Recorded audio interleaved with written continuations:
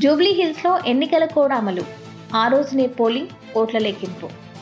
Jubilee Hills assembly ఉప ఎన్నికకు notification విడుదలైనందున Hyderabad వ్యాప్తంగా ఎన్నికల కోడ్ అమల్లోకి వస్తుందని హైదరాబాద్ జిల్లా ఎన్నికల అధికారి జీహెచ్ఎంసీ కమిషనర్ ఆర్వి కర్ణన్ తెలిపారు. జూబ్లీహిల్స్ నియోజకవర్గంలో వెంటనే పోస్టర్లు, బ్యానర్లు తొలగిస్తామని ఆయన వెల్లడించారు. నవంబర్ 11న పోలింగ్ జరుగుతుందని, 14న ఓట్ల లెక్కింపు ఉంటుందని ఆయన పేర్కొన్నారు. కోట్ల విజయభాస్కర్ రెడ్డి స్టేడియంలో ఓట్ల లెక్కింపు చేపట్టనున్నట్లు తెలిపారు. జూబ్లీహిల్స్ నియోజకవర్గంలో సుమారు 4 లక్షల మంది ఓటర్లు ఉన్నారని, కొత్తగా నమోదు చేసుకునేందుకు మరో 10 రోజుల సమయం ఉందని ఆయన వివరించారు.